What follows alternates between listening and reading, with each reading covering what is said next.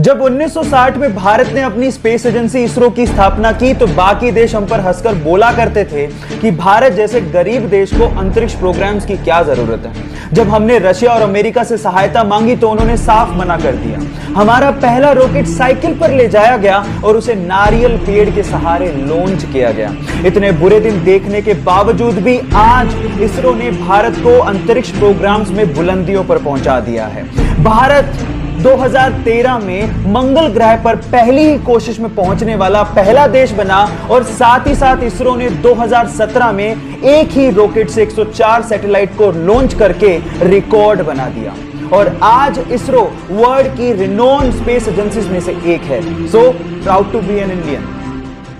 NASA ने mission Mars के तहत मंगल ग्रह पे 18 फरवरी 2021 को परसिवरेंस रोवर को सक्सेसफुली लैंड करवाया था और ये एक बहुत बड़ी उपलब्धि थी। लेकिन क्या आपको पता है कि इसी मिशन में भारतीय मूल की अमेरिकी scientist guidance and control operations को लीड कर रही थी और उसी ने पूरी दुनिया को नासा की इस उपलब्धि के बारे में बताया भी था। गाइस, उनका नाम है स्वाति मोहन और वो 1983 में बेंगलोर में पैदा हुई थी। गाइस, आपको स्वाति मोहन की सक्सेस के बारे में सुन के कैसा लगा चैट सेक्शन में जरूर लिखिएगा। सिक्किम में एक भारत चाइना बॉर्डर पर 14,000 फीट की ऊंचाई पर तैनात एक भारतीय सैनिक को सेना के लिए सामान लेके जाना था। अचानक से ग्लेशियर की चपेट में आने की वजह से उसकी मृत्यु हो गई। उसका शव 3 दिन तक लगातार भारतीय सेना ढूंढती रही लेकिन उसका शव ही नहीं मिला। उसके बाद जो हुआ वो अनबिलीवेबल था।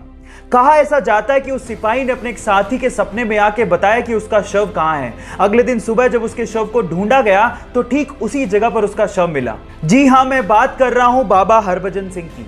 और गाइस, कहा तो यह भी जाता है कि आज भी उनकी आत्मा भारतीय चाइनीज बॉर्डर पर हमारे देश की रक्षा कर रही है और वहां पर चीन और भारतीय सैनिकों के बीच में जब भी कोई मीटिंग होती है तो उनके लिए एक स्पेशल चेयर छोड़ी जाती है। गाइस, मैं बाबा हरभजन सिंह के जज्बे को और भारत के हर सैनिक के जज्बे को दिल से सलाम करता हूं।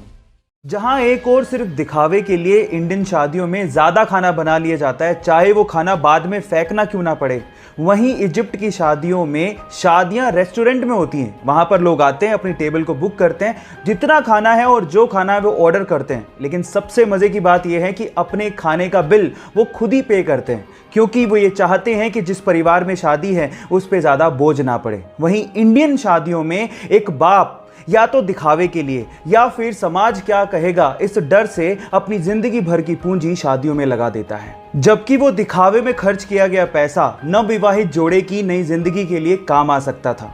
आपका इसके बारे में क्या ख्याल है और क्या हमें भी इजिप्ट की शादियों से कुछ सीखना चाहिए? चैट सेक्शन में लिखना मत भूलिएगा। आखिर ऐसा क्या है इजराइल देश के पास कि चारों तरफ से दुश्मनों से घिरे होने के बावजूद भी कोई भी दुश्मन इजराइल की तरफ आंख उठा के भी नहीं देख सकता? क्या उसके पीछे का रीजन जानते हैं?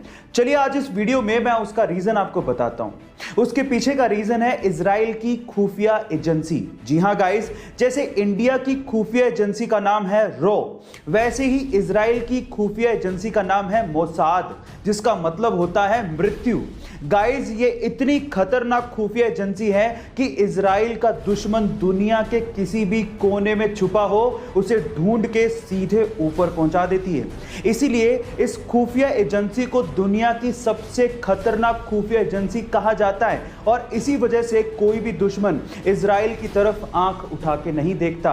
गाइस, ऐसी अमेजिंग फैक्ट्स के लिए YouTube पे हमारे चैनल को सब्सक्राइब कर लीजिए और अगर आप इंस्टाग्राम पे देख रहे हैं तो मुझे फॉलो करना मत भूलिएगा। मिलते हैं अगली वीडियो में।